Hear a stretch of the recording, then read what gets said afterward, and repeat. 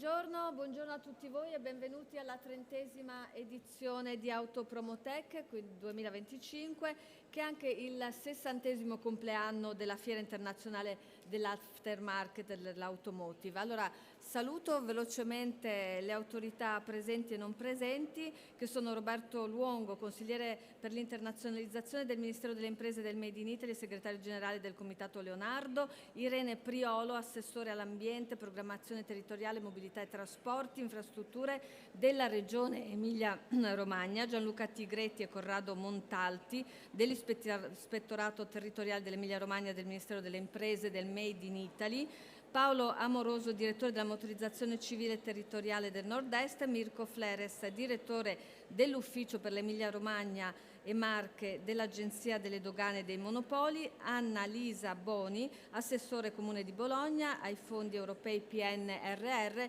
transizione ecologica e relazioni internazionali.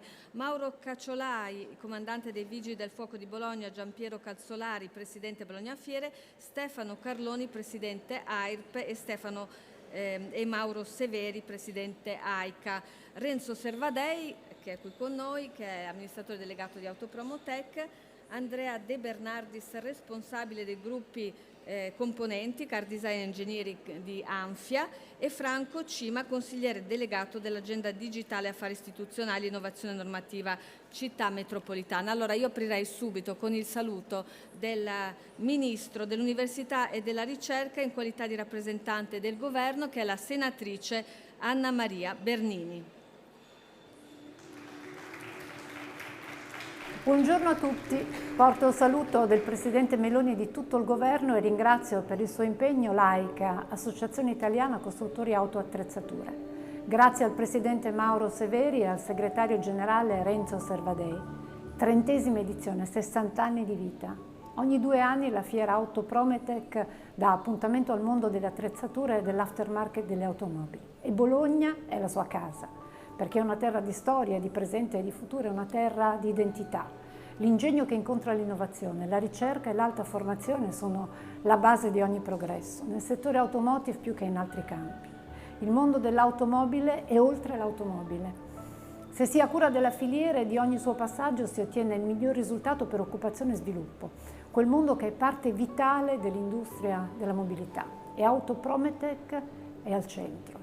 Attrae da tutto il mondo il valore delle competenze, luogo di incontro e di idee, di confronto e di visione. L'università si è attrezzata per formare nuove competenze, dagli ingegneri meccanici e elettrici ai professionisti della mobilità che rispetta l'ambiente. Mi piace ricordare che Bologna e la Motor Valley italiana hanno sempre capito prima di tutti il nuovo e il necessario. Il progresso viaggia veloce, lo vogliamo efficiente, sostenibile e sicuro. In questa visione comune vinceremo insieme tutte le sfide. Auguri di buon lavoro a tutti. Grazie al Ministro. Allora, ha detto il progresso viaggia veloce ed è vero, lo vediamo tutti, e la Motor Valley è un po' il fiore all'occhiello di questo progresso, sempre al passo con i tempi e sempre guardando al futuro con tutte le aziende che risiedono nella Motor Valley, un po' l'esempio per l'Italia di quello che può essere, che sarà l'innovazione per il futuro. Allora vorrei chiamare qui con me Renzo Servadei, amministratore delegato di Autopromotec. Grazie Renzo per essere qui con noi.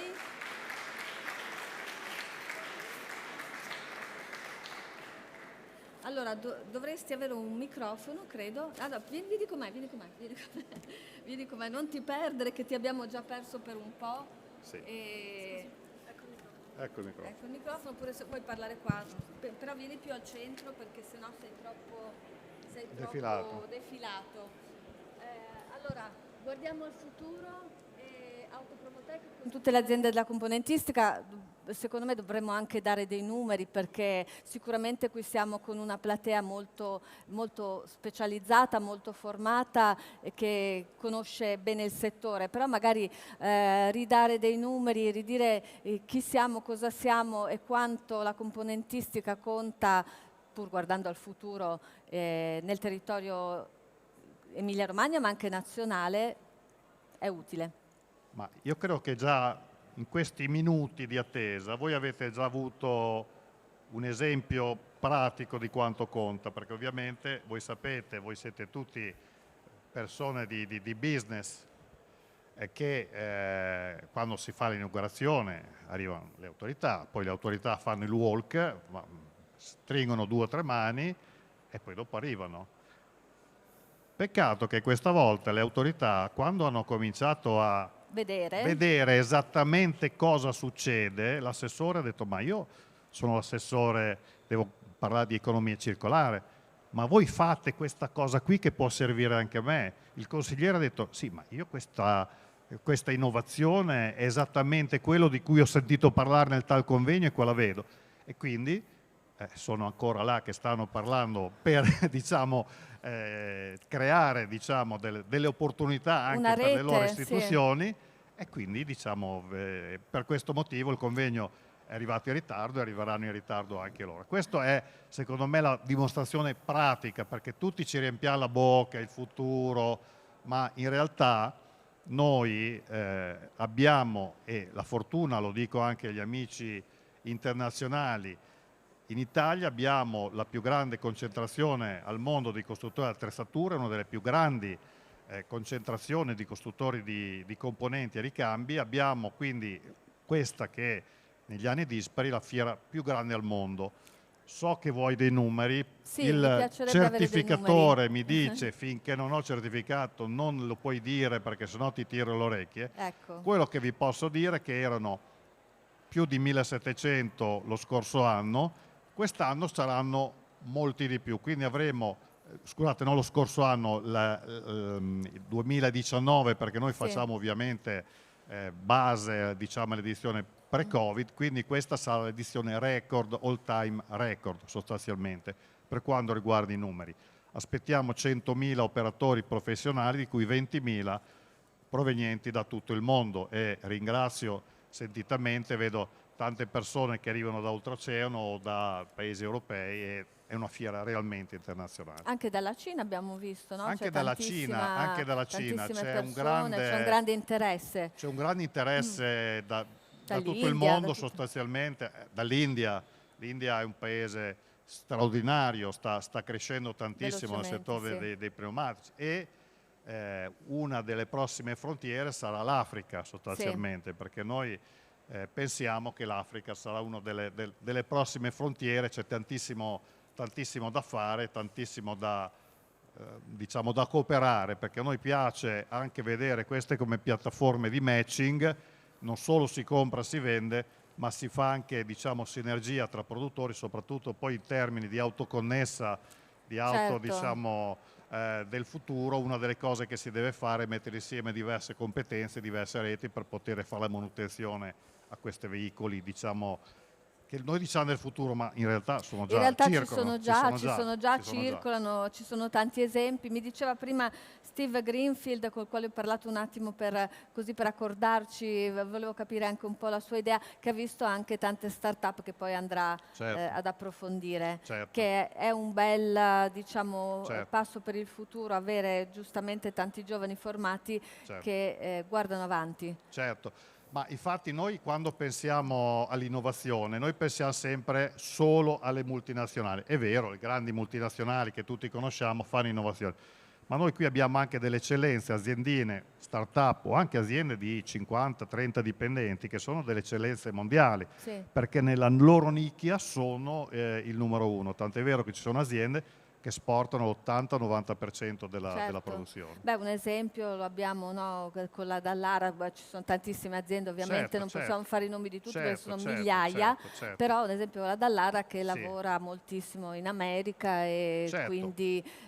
con una tecnologia all'avanguardia fa anche componenti per la NASA, un'eccellenza, una delle eccellenze. Per fare i componenti ha bisogno dei subfornitori, ha bisogno degli artigiani, ha bisogno delle competenze, ha bisogno dell'università, e quindi quando si parla di motorvalli non pensiamo solo ai grandi marche di cui siamo orgogliosi, ma è tutto un ecosistema che consente poi di ottenere quei risultati che noi conosciamo, un sistema fatto da decine di migliaia di piccole e medie imprese. Ecco, questo ecosistema adesso come sta guardando al futuro e quindi all'elettrificazione, visto che comunque quella è la direzione? Ma io voglio fare un discorso non controcorrente, ma vedere le cose da un'altra ottica, Sì. sostanzialmente. Noi siamo alla vigilia di una rivoluzione copernicana, sostanzialmente. Un po' io faccio sempre esempio, come quando prima avevamo il telefonino coi tasti e poi dopo sono spariti i tasti. Abbiamo detto, cosa cambia? Prima schiacciavo un tasto, adesso schiaccio uno schermo. Poi ci siamo accorti che quell'oggettino che io ho appoggiato perché per la legge di Murphy se no suona e si mette a vibrare, ci ha cambiato completamente la vita, il modo di essere, il modo di rapportarci.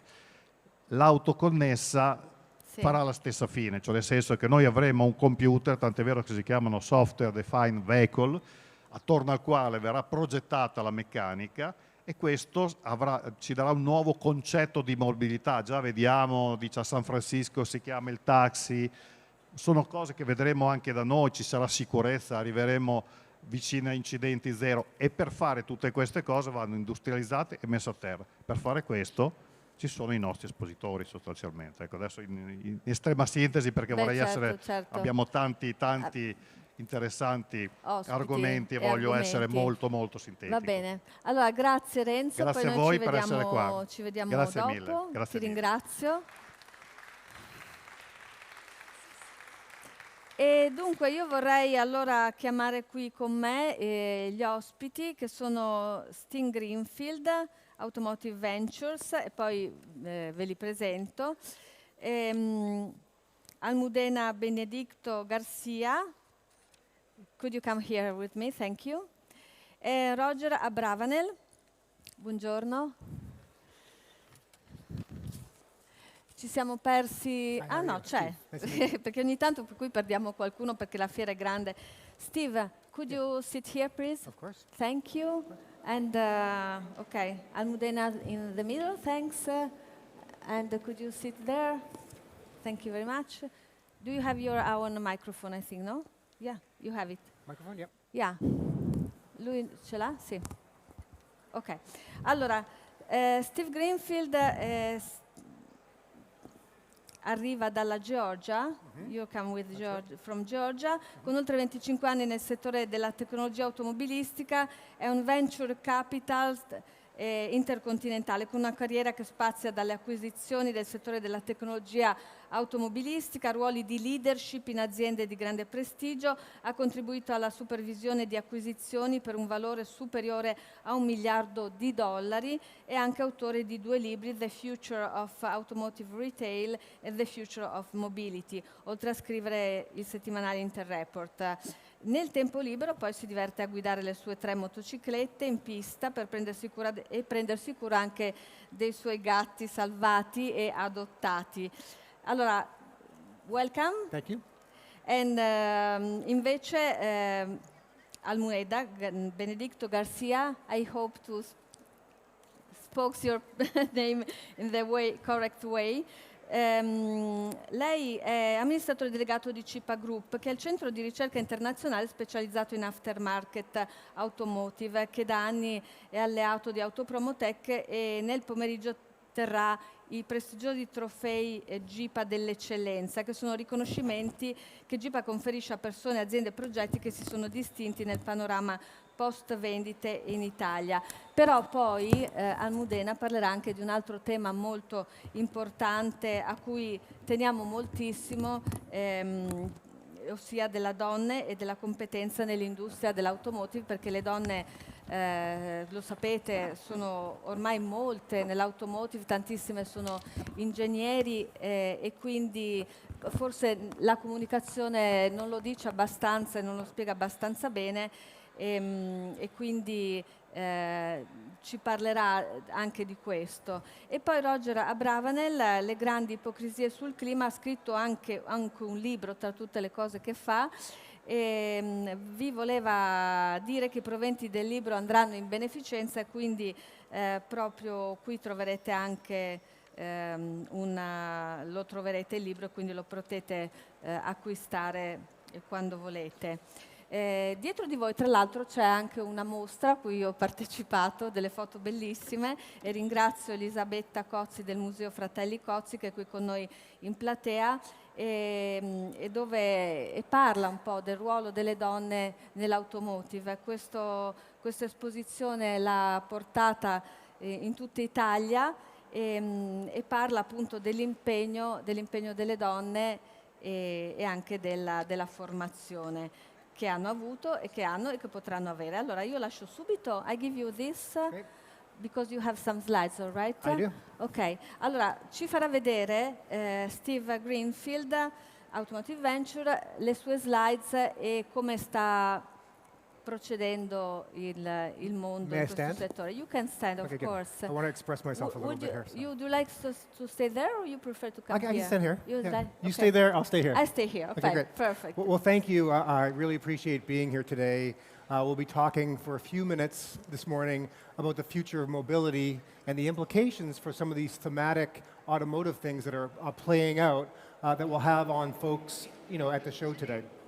So I've broken this down into 6 sections. We only have a few minutes, but 6 sections. From a housekeeping standpoint, I'm happy to provide any of you with this presentation if you want it afterwards. Just come and see me and we'll get you a copy of the presentation. So let's start with section 1, electric vehicles. Maybe somewhat controversial in the Western world in terms of adoption for pure battery electric vehicles. So contrary to what you might read in the press, battery electric vehicle adoption is increasing year over year. Just the pace at which it's increasing is starting to decelerate. If you look at both in Western Europe and in the US, what we're seeing is the breakthrough technology are the hybrids. And the hybrids, because of what I'll share in a couple of slides, some of the resistance towards adoption of pure battery electric plug-in vehicles is because of charging infrastructure and range and charging speed. And hybrids help us, at least in terms of a bridging technology, to get over that gap. Most consultants believe the adoption curve will look like this, and I do not disagree. While we are seeing short-term headwinds and resistance towards adoption of pure battery electric vehicles, I do believe long-term battery technology will become so good, and we'll talk about that in a second, will become so good that it will be, for the average consumer, it'll be demonstrably better for them to migrate towards batteries, despite the fact over the next few years, we're going to have a lot of resistance from consumers adopting battery electric vehicles. Why is that? Primarily 3 things, as I mentioned earlier. And these are all interrelated, and they're all related to battery chemistry, by the way. So you've got vehicle range on the far left, you've got charging speed, and then charger availability. We had discussion earlier today. If you're in Italy and you live in a high-rise or you're parking on the street, then you have a hard time getting availability of chargers, unless, of course, your destination, your place of work, has charging infrastructure. A lot of these will break down. These resistance will break down as the battery chemistry gets better. We have more range. We can charge the vehicle as quickly as you can put petrol in your tank, and there are more chargers available. The idea of plugging a cord into the side of a vehicle will become as archaic as using rotary phones. The next generation, the younger generation, will look back at all of us and say, you had to plug a car in? Inductive charging, where there'll be inductive plates everywhere you park. If you go to Starbucks or you go to a restaurant, there'll be inductive plates charging your car. Just like today, you put your iPhone on a cradle and it charges, the cars will always stay charged, and they'll have much more range, and they'll charge quicker. And at that point, the average consumer will see battery vehicles as being much better in terms of adoption versus ICE vehicles. And we're seeing some of this out of China right now in terms of two companies, BYD and CATL, are both focused on generating a 5-minute charge for their batteries. And when we can get down to a 5-minute charge, the consumer is no longer going to say, well, now I need to charge the car overnight and take 8 hours to charge the car. If we can put energy into the battery as quickly as you can put petrol into your tank, consumers will start to clue in, and they'll say, maybe this is a better technology, and I'm willing to start adopting it. Section 2, autonomous vehicles. We just heard a little bit about autonomous up here. Very interesting. So this was an investment banker, Morgan Stanley, 13 years ago, who projected that by this point, all new cars would be fully autonomous, and people wouldn't need to own vehicles because we would be summoning all of our vehicles via a mobile app. Well, we're 10 or 15 years early, but we are starting to see adoption now, slowly but surely, more aggressively in China, but in US cities as well. If you travel to some US cities, you can now reserve a car or summon a car that's fully autonomous, which is shocking, but it's delightful as well. This came out earlier this year from a different investment bank, Goldman Sachs, and they're looking at projected penetration of full autonomy by country. And you're seeing that very aggressive inflection point here, that they believe that the barriers will start to break down and we'll start to get a dramatic adoption of autonomous vehicles in various areas of the world. There are implications, however. This slide is from 15 years ago.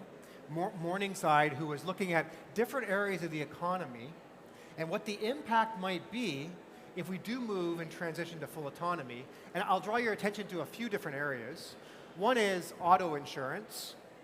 So if the cars are safe and never getting collisions, then one, what happens to insurance?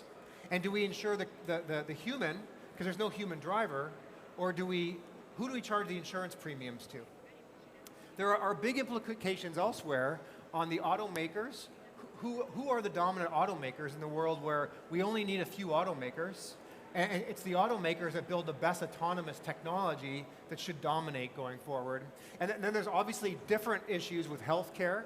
If the cars aren't in accidents, then we can prevent over 1 million deaths a year through automobile accidents across the globe. And things like parking and parking infrastructure will get impacted too, because you won't be parking your vehicle at work or at the shopping mall. You'll simply allow the cars to circulate, and there'll be implications on traffic as well. Section 3, China, and it sounds like we have some delegates from China here today.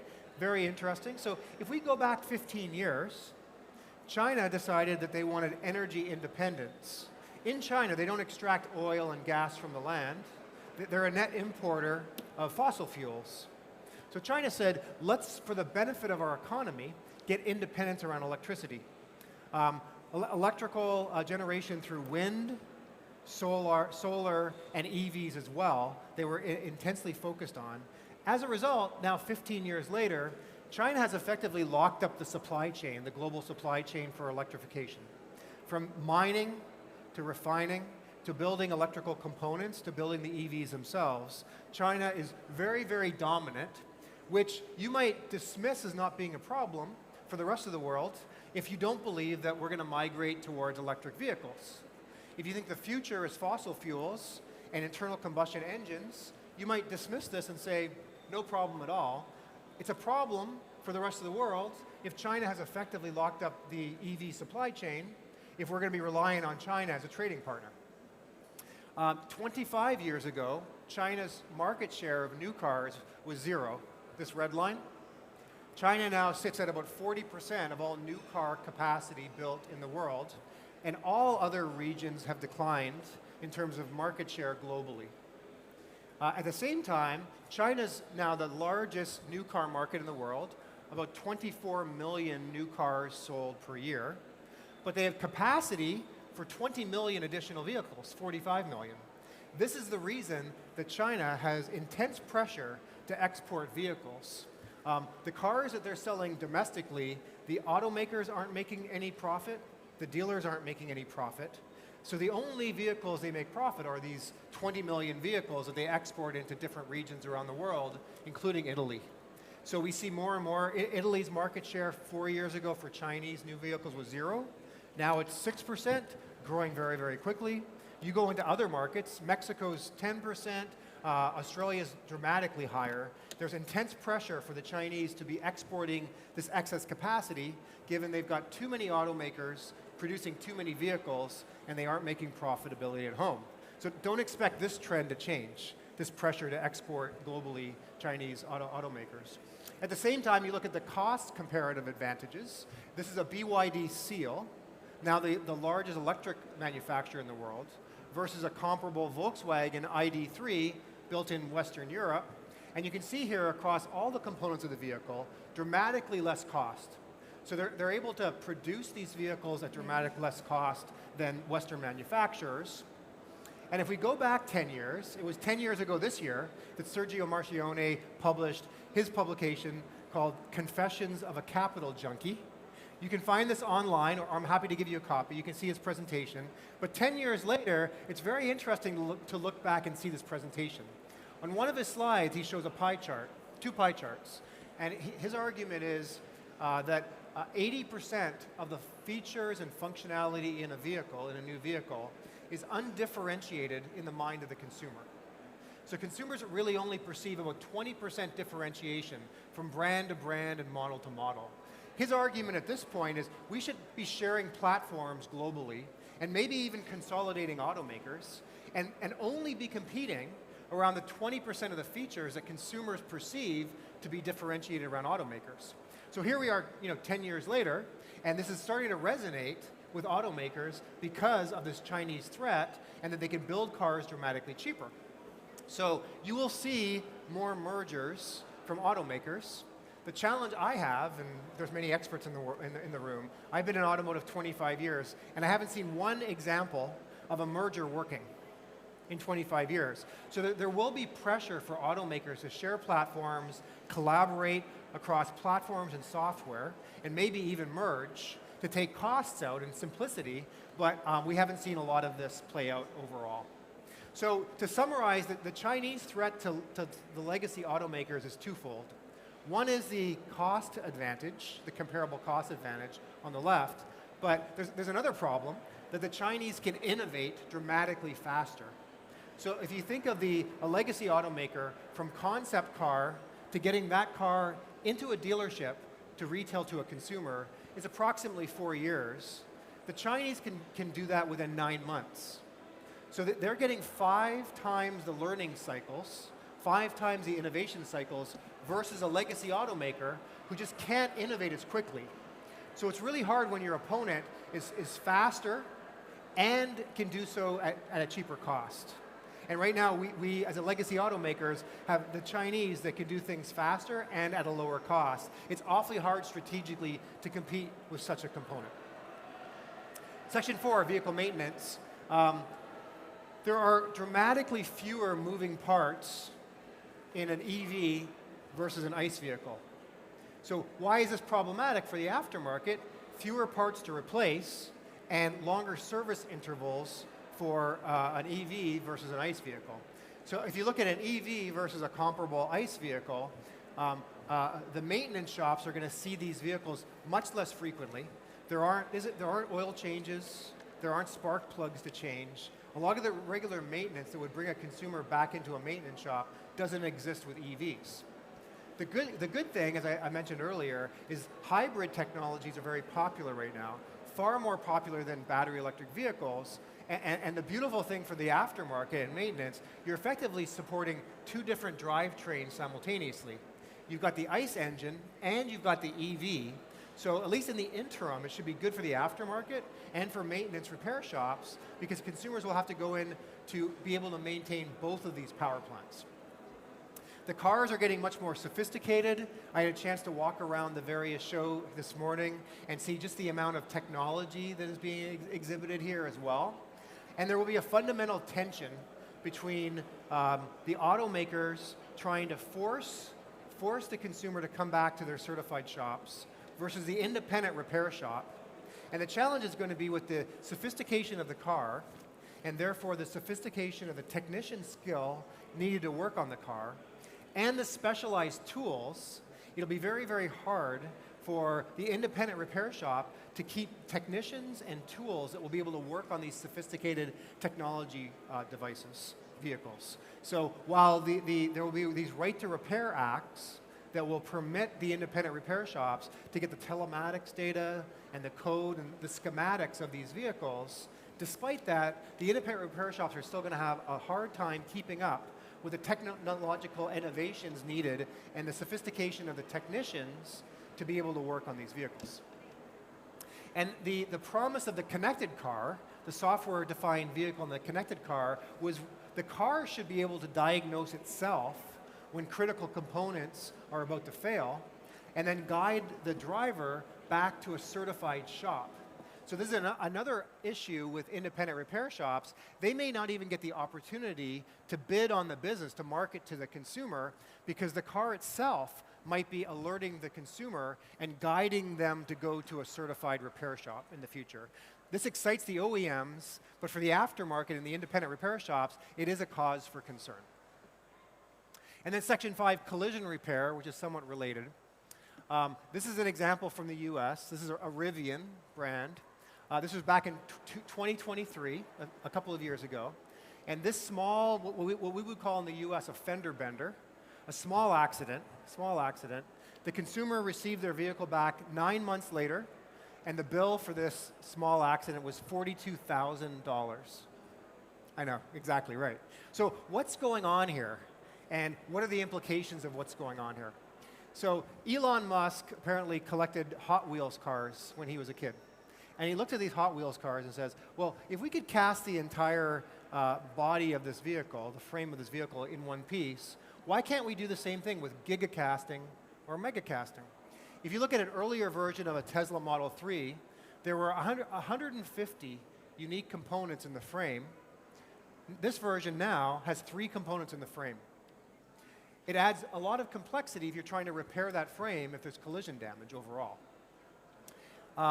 This is a hypercar using AI to design suspension components. Now, this suspension component may be lighter and have more torsional rigidity, but imagine the cost of replacing this part when we start to allow AI to design these vehicles and parts for these vehicles overall.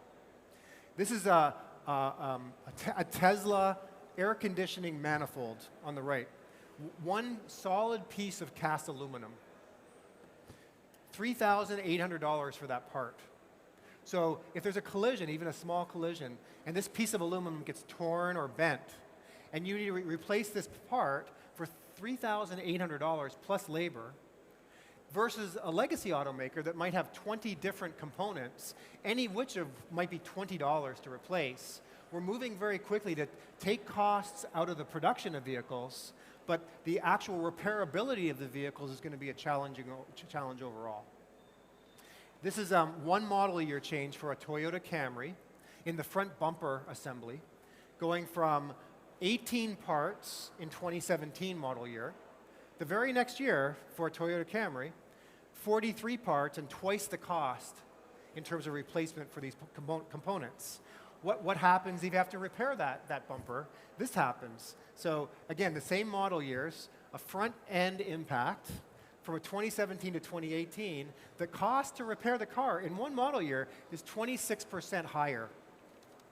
So not only do you have twice the number of components and twice the cost of those components, but now the complexity of the repair, so labor is higher as well. So I've never worked for an automaker. I have no idea how they think about the complexity of what they're designing and building versus the repairability of these cars upon collision. But we have a big problem with inflation of costs for repairability right now. And what's happening, what's tracking, as you can imagine, we all pay for this because our insurance premiums are going up. So I deal with a lot of car dealers in the US. Never once do consumers walk into a car dealer and start with, which car can I afford in terms of my monthly insurance? But I believe we're on the cusp of that. Consumers will start with, what can I afford to buy from insurance? And then that will build my consideration set of which cars I can buy. And it's not a healthy dynamic when a consumer can't afford a car because the insurance is going to be too high on that car. And that's the world we're starting to enter right now. My last section, AI. So I've lived through all of these trends, and many of you in the room have as well. And we had the personal computer. The earliest iteration was back in 1971, the year I was born. The World Wide Web in 1994. We already heard about the iPhone, right, back in 2007. And now we are on the cusp of a brand new technology that some might argue will be more transformational than any of these other technologies. And I think back to any of these technologies, and many of you lived through this too. It was very easy to dismiss any of these technologies when they came out. I was the same way with this device. I saw this, and I was a BlackBerry user. I love those keys. I still miss those keys. on the keyboard, it was very easy to dismiss this. Who's going to use that for business without a keyboard? I was like, nobody's going to use that. And think of how integral this is now. I bet you if many of you would like rather that I cut off your finger than take your phone away for a month, right? You'd easily make that sacrifice. And here we are with AI, and you have to think about the frame of reference shouldn't be that this is simply a chat bot that I'm interacting with, right? There's much more potential here, and we should not be dismissive of the potential of where we are right now with AI. We'll look back in 20 years at this moment and think, why were we not more open-minded about the opportunities that were in front of us based on AI?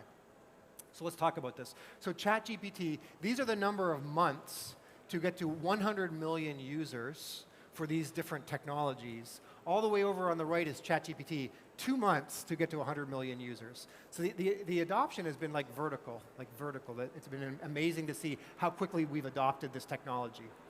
As I think about the progression from left to right about AI, this is how the framework I use, if this is helpful for you. You hear from the CEOs of Microsoft or Google who say now 30% of all the software code developed by their developers is being developed by the machines. The AI bots are developing 1/3 of all the code. And I suspect within a few years, 100% of all the code will be written by AI. The humans will inspect the code. There'll be the quality assurance. But also all software will be written faster and better by AI overall. So the first version of this is simply a co-pilot. All of us will have a co-pilot on our devices, on our computers, that will help us be smarter. Think of it adding 10 or 15 IQ points and making your life easy, and you'll have more productivity. That's phase one, 20 to 30% more productivity for all of your employees. Phase two is, as those co-pilots get smarter, then you're going to be able to dispatch agents. So you go home for the weekend, and you say, hey, would you mind reaching out to these 50 customers, following up with them and finding out how they're doing, and seeing if they want to buy anything else from us? And then Monday morning, you come into work, and 7 a.m., they followed up with 50 customers, and you might have more leads. So as we train the co-pilots, they become agents overall.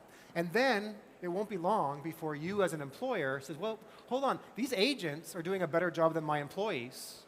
So now I can start very proactively replacing employees. Just as we've seen with automakers on the production line, robots now automating the production line, we will see across many roles, especially those roles where there's repetitive tasks, these co-pilots will become agents, and the agents will inevitably start to replace humans, especially for those humans that are doing repetitive tasks that can be automated. One of the companies that we've invested in the aftermarket is this company called Kinetic in the US, and they're doing ADAS calibration, calibrating cameras and LiDAR on cars after collision and doing it fully robotically. Right now, this is mostly a manual process that takes 45 minutes. They can, with robots, do the same calibration in 5 minutes, and there's never any error. So just as an example of how robotics and automation will impact the aftermarket. And then last slide. I'm currently reading a book that I highly recommend called Pattern Breakers. And it's very interesting. There's a few reasons why I find it very interesting. But one of the examples they have in the book that really resonated with me was this. So if we go back to ancient Mesopotamia, and I was a potter, I was doing pottery, ceramics. I was using this horizontal pottery wheel, 5,000 years BC. Every day I would come in and I would build pottery on this horizontal wheel. It wasn't until 1,800 years later that someone looked at this wheel and said, if I turn that wheel from horizontal to vertical, maybe I can put it on a wagon. So talking about mobility, one of the quotes that I like most is from a futurist named William Gibson, who says, the future is already here, it's just not evenly distributed.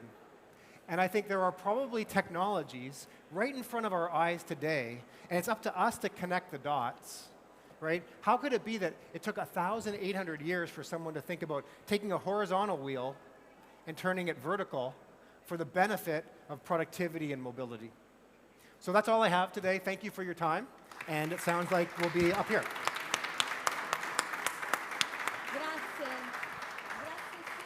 tantissime domande, ma ovviamente abbiamo poco tempo, ma grazie per la tua esposizione molto bella. Leggeremo questo libro perché è affascinante, no? In effetti il futuro è già qui, ma non è distribuito equamente. Io mi aggancio a questa frase perché il futuro, che è anche delle donne, ovviamente, perché le donne si muovono anche, portano i figli a scuola, contribuiscono al benessere del paese per tanti motivi che sappiamo, è inutile che vi stia a spiegare, e per questo voglio dare la parola ad Almudena Benedito Garcia, amministratore delegato di GiPA Group, perché proprio lei ha un centro di ricerca internazionale in aftermarket che da anni è alleato di Autopromotec e riconosce anche alle aziende e progetti che si sono distinti, ma anche alle donne che si stanno distinguendo in questo lavoro e che sono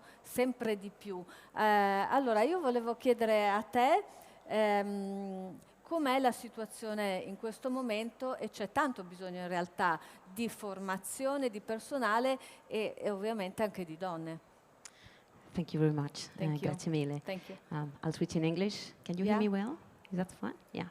Okay. Thank you for the great vision in the aftermarket. So I think today we are. I have counted you. We have exactly 40% of women and 60% of men in this room. It's a beautiful room. I have the pleasure to be invited by Paola Zaccheroni. And we are surrounded by super nice pictures that you're seeing. So the lead of this project is sitting among you. It's Elisabetta Crozzi. So thank you very much for this great idea on decorating this room with such beautiful space. So I really, it's an honor for me to talk to here, not to give a lesson on whatever, but I think is a good start to start this Autopromotec opening with a place for women, because that's exactly what we are going to talk about today. And I think it's more about, can I go here? So it's more about, so you can see the screen. So it's more about how you talked about, Steve, innovation, change, and the future. And the future should be here now. So how are we driving the change in the automotive aftermarket for women? So you see many women, they are there. Sometimes we don't see them.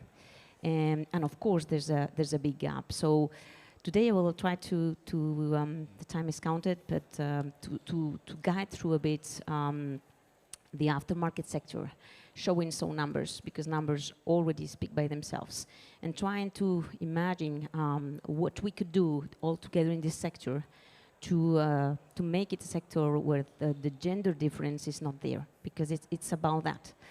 So let's start with the aftermarket is a very demanding sector. Most of you maybe have been in this industry for many years. You talked about 25 years, Steve. So it's a sector which is demanding. The pace goes very fast with innovation, and women are still underrepresented in this sector. Let me give you some numbers.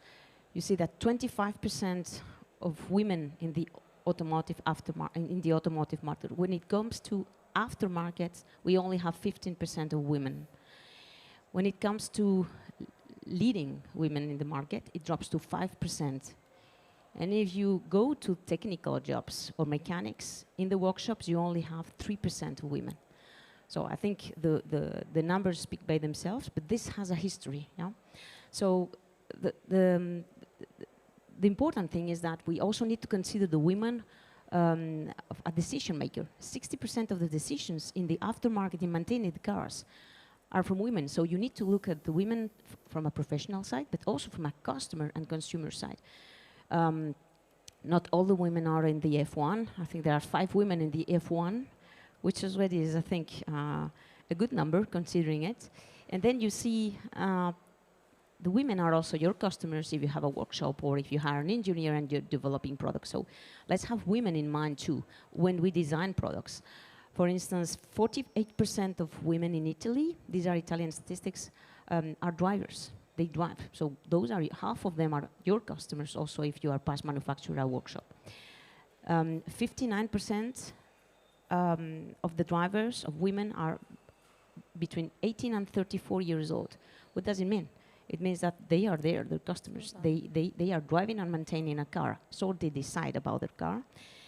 But they use a bit less internet. This is curious. They do less do-it-yourself. There are many reasons for that. But we only have 16 minutes, so I will not deep dive there. I think the important point is that they appreciate the service. And look at these numbers. 60% will select a workshop because it's servicing them, which means that in general, women are more loyal. They're not going to, and we will see that also in the professional life, they're not going to switch from a workshop to another, or from a performance to another, if they are satisfied with the service. And if they are more loyal, it means that you have a loyal customer base and you secure your business. I think that's not an important. So is the aftermarket a sector which is ready for inclusion? Yes. We just need to be faster. We just need to push it. Not just from the women's side. I think it's a diversity side. So from women, from any gender, and from men. So we really need to have a joint approach.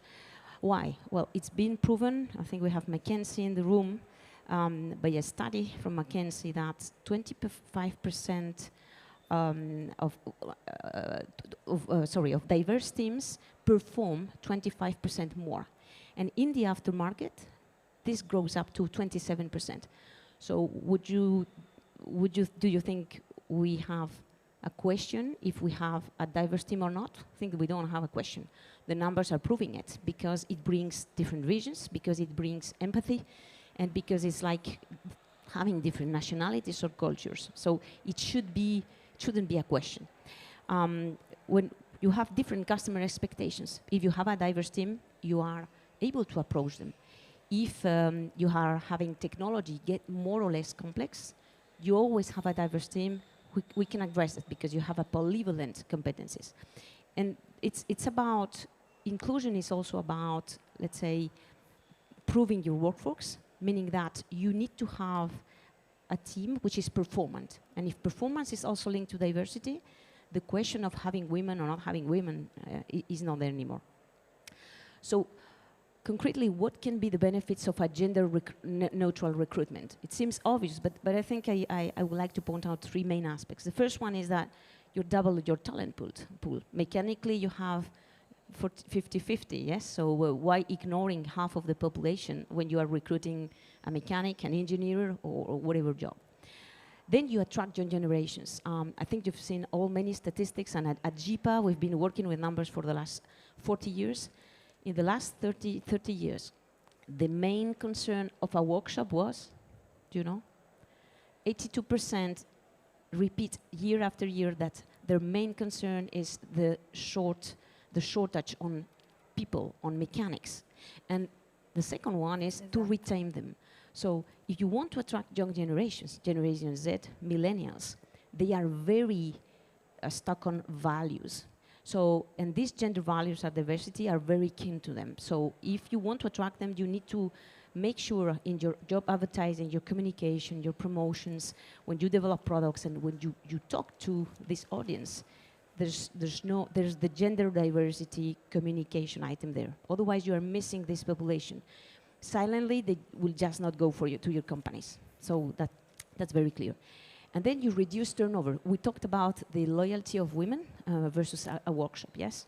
Well, in reality, it's also in the day-to-day life a job. If a woman feels secured, respected, and she's visible on the job she does, she's more loyal to a company. So she's less eager to go see elsewhere, which means that you have also loyal member teams in your company. So yes, we are moving, maybe, but not that fast. If you look into the leadership roles, because it's not also, okay, let's women inside the aftermarket, but if it's not to have a career path, you will progressively not be getting there. So it's important that we also give access to the women to leadership roles. Today, there's only 8% of women having leadership roles. And when you go to the technicians or mechanicals, it's only 5%. Women who own a garage or a repair shop. And here's the dichotomy. You can say, well, maybe there are not many women interested in studying engineering. Well, these are numbers from Italy, France, and UK. 5 to 40% of women are studying engineering. It's not just men. And guess what? How many do come to the aftermarket? 18%. Where are they going? To L'Oréal? They go a lot to chemistry, biology, and science of life. I don't think it's because they don't like, you don't need to like a car to work in the automotive. Let me tell you, we have, here's our managing director for GiPA in Italy. He's a fan of motorbikes. But we have the director of Mexico in GiPA. He hates cars. He doesn't drive. You know, and he's doing a job in the automotive, and he's a man. And by definition, he doesn't like cars. He likes painting, and he paints mangas. You know, very, very good ones, by the way. So you see, there are these biases that we all have, including women, because women ask him, but you don't drive? No, I don't like cars. You know, he's a man. So, you know, it's not on one way also. Huh? I mean, I think it's a collective change we need to do. And here's where I come. So there's a theory and the reality. Let's start with the theory, because on the paper we need to have things. And what are those things? Okay, I said societal attitudes are changing. I was naming the Gen Z, millennials. These people can help you to change your mindset in your companies, okay? There are laws in place. You have laws for parental leave. Today, many countries are having these laws, so you can, of course, you are the father, and you can also take care of your kid. You have many companies implementing diversity statements and also specific hiring guidelines to ensure diversity is there. And then, of course, there are multiple events like this one, like this exhibition, that are promoting women. So thank you to every woman and man who are promoting this type of events, because we need to speak about it. Every single step is important to accelerate, okay? And you see some examples in the screen of that. You see that Autopromotec is also putting women under light. And I've also selected a nice Italian foundation called Girls Auto Clinic, who is promoting the women, and it's been made by the women. I invite you to have a look, because it's very interesting. It's only, this is the other extreme. It's only women in the garages, okay? So I think it's good. It's like the quotas. When the quotas were implemented 15 years ago, in many countries in Europe, the quotas of women, at the beginning I was against, I can tell you. And I say, why do we need to implement quotas? Why do we need to force that we have 20% of women in the boards of the companies, that we have 25%? And I was a bit, no, it has to be no question of the gender. And then I changed progressively a bit, because sometimes I think you need those kind of things to push and accelerate. When it comes to a differentiator on the other side, that we are blaming or we are not selecting another gender just because it's not a woman, is just also the other side. But honestly, we need those type of actions to push and to accelerate. Otherwise, it's already too slow. So, and indeed, why do we need to push? Because we still see differences. There's the paper, and there's the reality in life. And even if we have laws, they are very different. I took the example, I allow myself to take it, sorry for that, but I think it's a good one. Spain and Italy, the parental leave. Look at the papers. In Spain, a man and a woman can take exactly the same number of days for parental leave. Exactly. So if you are an entrepreneur and you want to hire a woman or a man between 25, who are 25, between 40 years old, let's say, what would you do? First question, even if you don't ask him. I was asked this question, by the way. Are you planning to have kids? Would you ask that to women? The question should not be there if the law is giving the same parental leave to both of them, correct? But it's still like this, but it's only in Spain for the moment, and maybe some markets are more flexible. So this should be something that we should have in every market, starting with the law. And then there's the law and there's the reality, of course. And then there's something which is the gender bias and hiring and promotion. And that's why we don't need only women promoting women. The diversity starts also there. And I think it's very good that the women involve men to this change. Again, 50% of the population, we cannot do them by ourselves, because we do not want to, we will be doing the same discrimination if we were doing like this. And I think this is showing that diversity is important. And in my career, I found both. I found men who were blocking my career, but I also found men who were promoting me, and women. And I think it was that diverse situation who helped me. And that's why I have always promoted the diversity, since I was a young lady starting not in the automotive, by the way, I started in the power tools division of a German parts manufacturer. And that helped me to understand why it was important to have this gender neutrality. Because if you're pushing too much on one side, they will not understand. So you need to show by example, by listening, by being open, by explaining, and by giving the example with your own actions. And I think that's very important. And I have to admit, if I see a man and a woman with the same competencies, you're going to get a hairneck, yeah? If you see a man and a woman with the same competencies for the same job, yes, if I see there's no diversity, I will push a woman, of course. But it's not because it's a woman. That's very important. And I will be expecting a man to do the same, And I get, I would say, shocked when I see the opposite, a woman, and I have examples, that is changing the whole board because they were all men, and a CEO is putting only women in the board. This is not what we want. We want diversity, because otherwise this will turn around sooner or later against us. So I would say, what can we do then as leaders?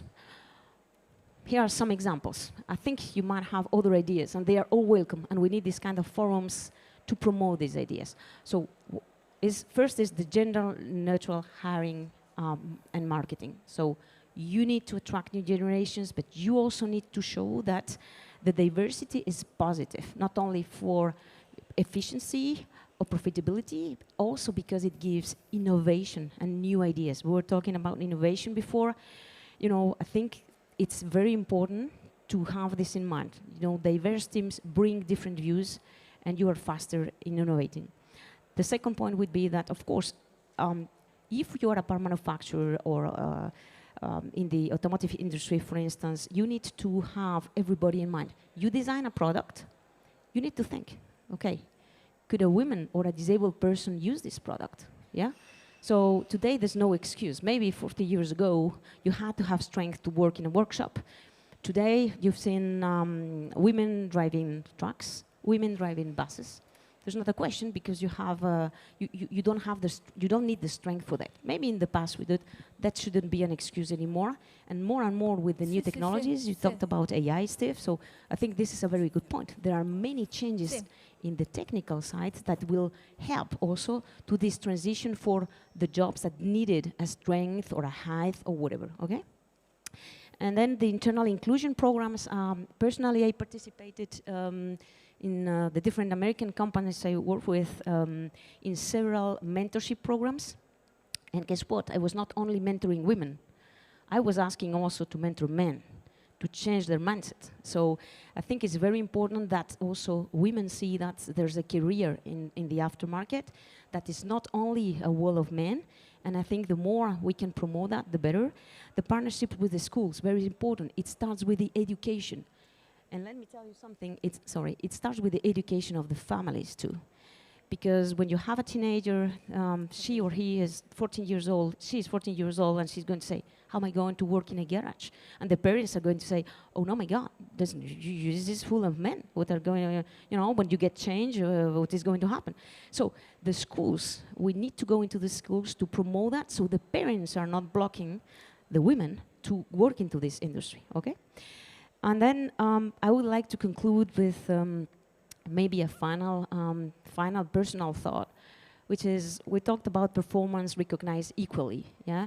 So it's not just about hiring women; it's then to make sure they advance in the company, that they can lead, that they feel comfortable with saying, "I am seen, I'm recognized for my work," as the others. Okay, and that's very important. Then that we have everything in mind, so that this diversity is really seen, that you communicate on the diversity, and no gender neutrality, very important.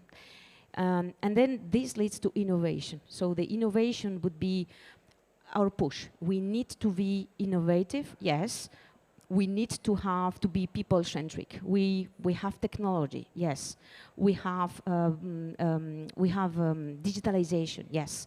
We have many other trends in the aftermarket, but the technology is not going to bring us anywhere if we don't have people working in this technology, yeah? Because I think I love the example on the wheel, Steve.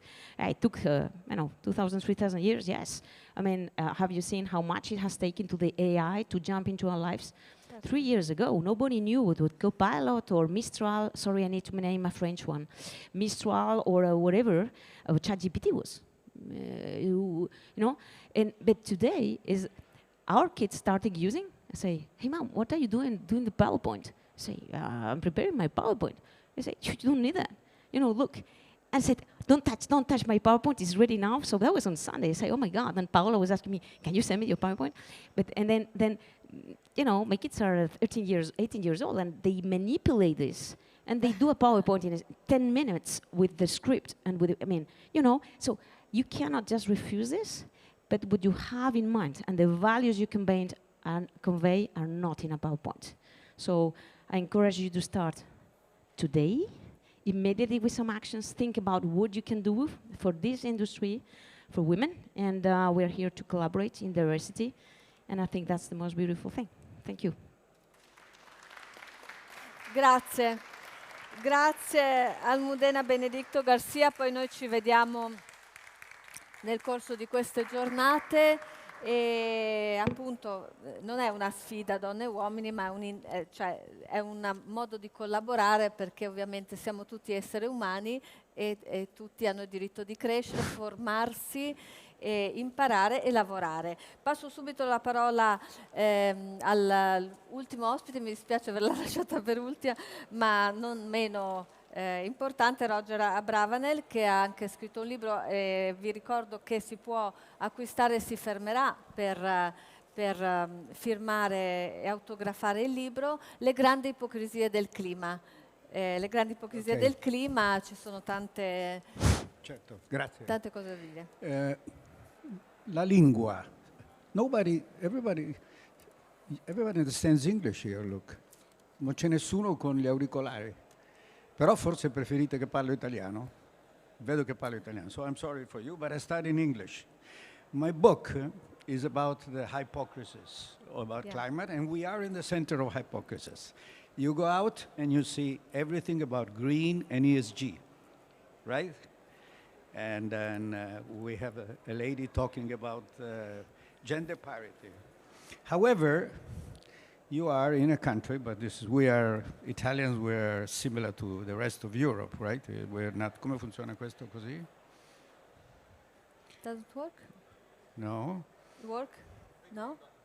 Oh, the green button. Okay. It doesn't seem to. Okay, right. So this is how is the issue of climate in the automotive industry in Italy today. It's too expensive. Actually, there's a stop to green. There's a movement, stop to green. It's too expensive. We are destroying supply chains, automotive supply chains. We are invaded by Chinese, you showed it. Electric cars is not a solution. The social costs are enormous. Quindi questo è quello che sta succedendo in questo momento ed è un'opposizione a quello che sentiamo e vediamo tutti i giorni. Per questo ho scritto questo libro. Io non sono un ambientalista, I'm not an activist. I'm a businessman. I was 35 years in McKinsey and I'm a venture capital like you are. But I am very concerned about what's going on, because there's something going on which is dramatic, è drammatico, ma la gente non lo capisce e rischiamo noi in Italia, che abbiamo perso tantissime transizioni economiche, di perdere anche questa opportunità. Allora, perché questo libro? Perché c'è questo atteggiamento in generale da questo tipo di persone? Questi tipi di persone non negano l'emergenza climatica, non la negano, si vede tutti i giorni, però sono dei neo-denials, sono dei nuovi negazionisti, perché dicono sì, c'è, ma costa troppo. E allora, il primo problema è che dopo aver scritto questo libro avrò fatto già una trentina di eventi in giro per l'Italia, università, e mi rendo conto subito che c'è un tema fondamentale, che è questa catastrofe climatica, che è molto molto peggio di quanto si pensi. Tanto un'assicurazione, io sono nel board di un'assicurazione, prevede che entro 25 anni avremo la bellezza di 1,2 miliardi di rifugiati climatici. Sono i paesi più caldi, che sono anche i paesi più poveri. Di questi arriveranno circa 10% da noi, che sono 120 milioni, e noi siamo in crisi perché arriva qualche centinaio di migliaia. In più, questo tocca anche le nostre tasche. Chi investe in Florida, in case in Florida, sta facendo un pessimo affare, perché le assicurazioni non assicurano più la Florida per i floods che stanno arrivando. Allora, con tutto questo, in questi 30 anni noi abbiamo avuto grandi successi contro il clima. Le fonti rinnovabili di energia oggi rappresentano molto più come investimenti delle fossile. In Italia siamo già 40% di energia da rinnovabile, e soprattutto se uno pensa che cosa è successo alla macchina elettrica, questa è una figura di una macchina elettrica che era nel museo della Fiat, il museo degli orrori, e guardate cosa c'è oggi. È un prodotto che piace, che è stato concepito da un signore che ha avuto l'idea di fare un prodotto bello e che quindi i consumatori potessero comprare. Come ci è arrivati? Chi ha studiato questo dal punto di vista delle aziende come me ha capito che c'è un triangolo che ha funzionato. Abbiamo avuto una società con gli attivisti, con gli scienziati che hanno messo pressione sulla politica, che ha fatto incentivi che hanno spinto le imprese innovative. Io ho aiutato l'Enel a privatizzare e a lanciare l'Enel Green Power, perché a quei tempi c'erano gli incentivi. Lo stesso sulle automobili. Le automobili, il signor Musk non è un filantropo, è uno che ha voluto diventare miliardario perché ha visto che c'erano gli incentivi per la BYD. Ci sono un sacco di sfide aperte, non abbiamo aerei elettrici, non abbiamo transatlanti elettrici, e abbiamo soprattutto un'enorme sfida, che sono i paesi più poveri, che hanno bisogno di 1.000 miliardi di dollari per la transizione, però è un problema nostro, perché la CO2 che va sopra ci riscalda anche la nostra atmosfera. Oggi c'è un secondo tema. Tutti parlano dell'adattamento, la mitigation, la riduzione della CO2, tutti parlano della transizione e della mitigation, della decarbonizzazione. Nessuno parla dell'adattamento, che è dimenticato. E Trump, blast Biden, no water in the fire hydrants. Praticamente si pensa che sia ordinary maintenance, invece oggi ci sono tecnologie per prevedere dove ci saranno gli incendi, ci sono tutto un sistema. Ma questo gli scettici la vedono così, anche gli ambientalisti, che sono illusi sull'1,5 gradi, che è ormai un'illusione, e pensano che è molto meno divertente andare a cercare a fare i volontari quando c'è un'alluvione, che invece andare in giro e a dire no new fossil fuels.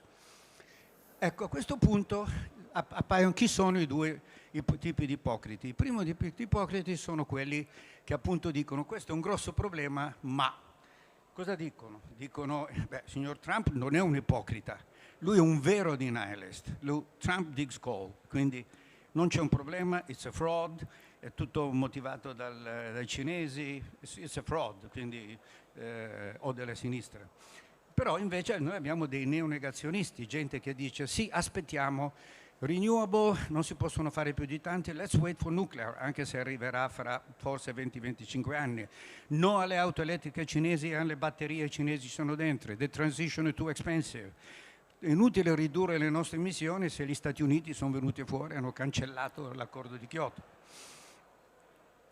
I rischi di fare questo sono enormi, è come qualcuno che ha un tubo che perde e che fa una macchia, ripara la macchia, poi alla fine deve riparare, i costi ci saranno e saranno più alti, e ha vissuto con un adattamento a questo processo che sarà molto doloroso. Quello che succede è che questi sono gli ipocriti che dicono sì, c'è un problema, ma c'è un altro tipo di ipocrita, che sono quelli che hanno creato questi profeti della sostenibilità, quelli che hanno creato questo mantra che si chiama ESG, dove ESG, Environment, Social and Governance, vuol dire non 10 comandamenti, ma migliaia di metriche per le quali si vuole capire quanto l'azienda è buona, quanto protegge le minoranze, tutto insieme, non solo il clima, tante altre cose. Le aziende devono preoccuparsi di tutti i beni del mondo. Io sono chairman di un comitato ESG di un'assicurazione e ho appena eliminato il mio comitato ESG, ma loro vanno avanti, sono andati avanti molto fortemente. C'è un colossale greenwashing, io sono nel board di una banca, 35 miliardi di green investment, nella realtà sono 3.000. Quindi greenwashing, enormemente greenwashing di tutte le banche, che magari sono qui fuori a dichiarare quando sono green. Alla fine quello che sta succedendo è di buttare il bambino, che è il vero problema del clima, con l'acqua sporca del woke capitalism, di questo concetto che è venuto negli Stati Uniti.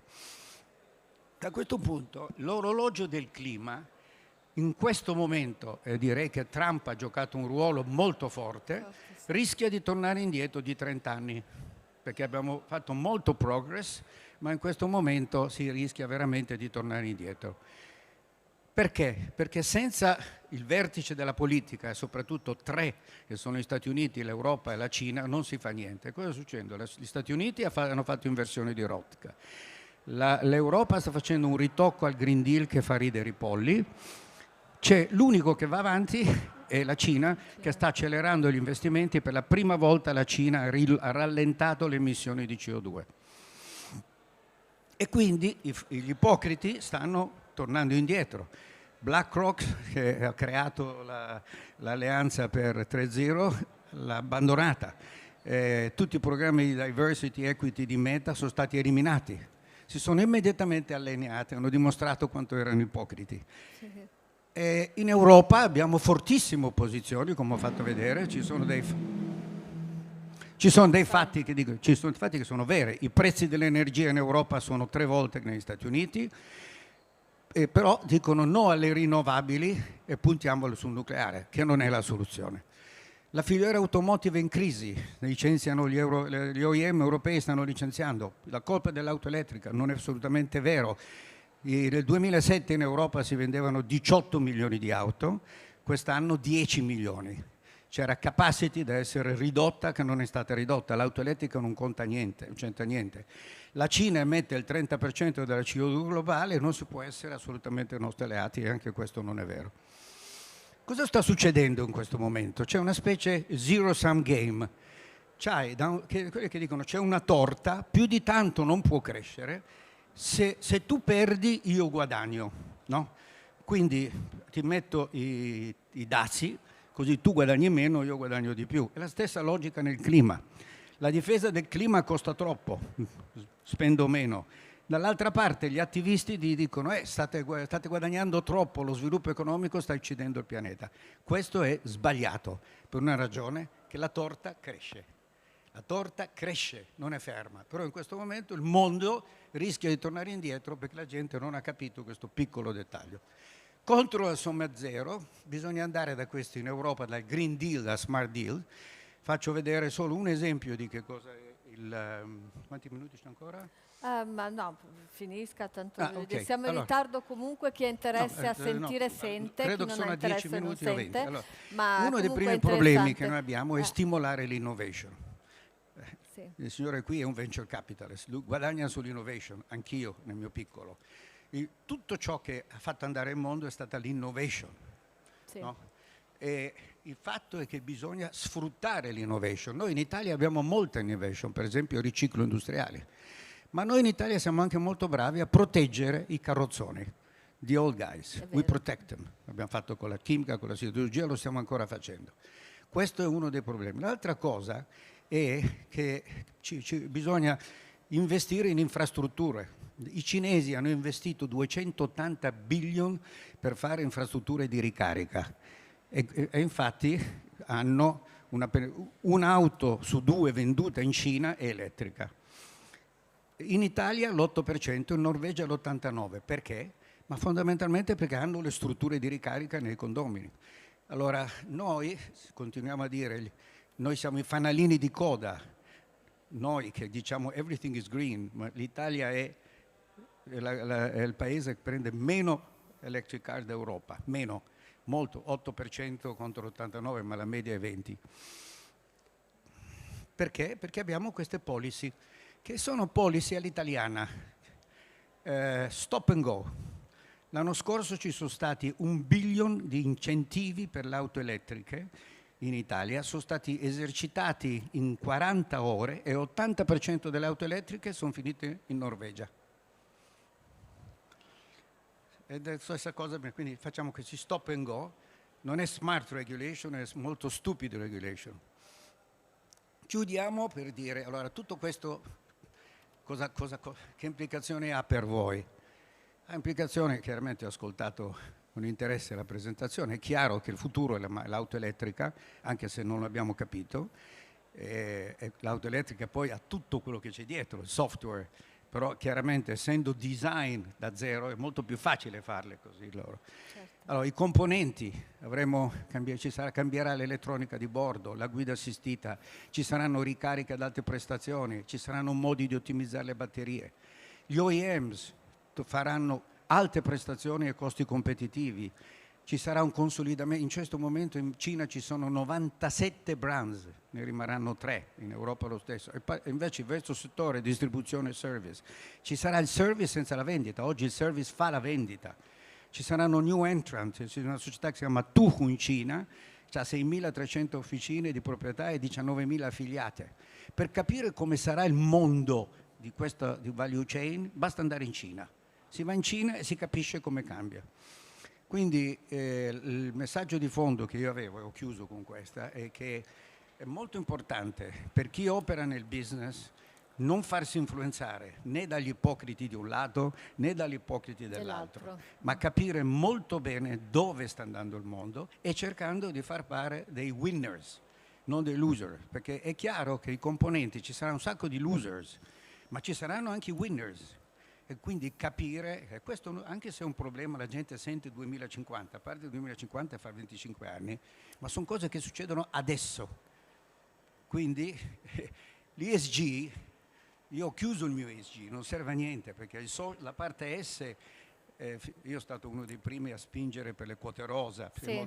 oggi non è più un problema. Non è più un problema, Non è più un perché problema, chi è formato 50% di donne, sì. cioè, soprattutto le aziende hanno capito che avere le donne è nel loro interesse. E qui c'è ancora molto da fare, c'è da portare delle donne a fare amministratori delegati che non ci sono, però ci abbiamo fatto passi avanti. Ma il vero problema che noi abbiamo è la strategia di come adattarci a quella che è una vera revolution. E sarà una revolution e ci saranno vincenti e perdenti. Una domanda sola volevo farle, che è una mia curiosità, se non vi dispiace.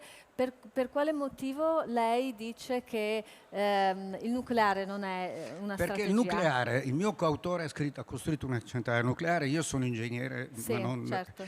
Il nucleare oggi c'è, ed è il nucleare di terza generazione. Costa una fortuna. Il nucleare di quarta generazione costa ancora di più. In Polonia il mio coautore era capo progetto di una centrale che doveva costare 1,7 billion e costa 8. Perché costa tanto? Per una ragione molto semplice: il nucleare è sicuro, perché la gente lo vuole sicuro, quindi tutto quello che si investe è per renderlo ancora più sicuro, che ci saranno migliaia di procedure. Quindi il nucleare di cui si parla tanto, che sono questi piccoli, nessuno sa quando verranno fra 20 anni e nessuno sa quanto costano. Quindi troppo Nel tardi. contempo noi abbiamo una fantastica tecnologia che sono le fonti rinnovabili di energia, che funziona, il green premium è diventato 0, facciamola arrivare rapidamente all'80%. E cosa ci vuole per far questo? Ci Per vuole, farle legga arrivare il mio libro, rapidamente? fondamentalmente ci vuole dare l'autorizzazione. Sì. Noi abbiamo già quest'anno 7 gigawatt installati, potremmo installarne, abbiamo autorizzazioni richieste per 100, Sì. Bisogna che la macchina pubblica Vada avanti vada avanti velocemente. Grazie. Grazie a tutti, vi ricordo il libro che io in realtà sto leggendo, perché sono arrivata a pagina 150 ma non l'ho finito, lo devo finire, non ho avuto il tempo, comunque lo finirò perché è molto interessante, ve lo consiglio, è qui fuori e l'autore si ferma ad autografarvelo quando volete. Grazie, ringrazio tutti i relatori, grazie Steve e grazie a tutti voi per averci seguito fino all'ultimo. Grazie, arrivederci.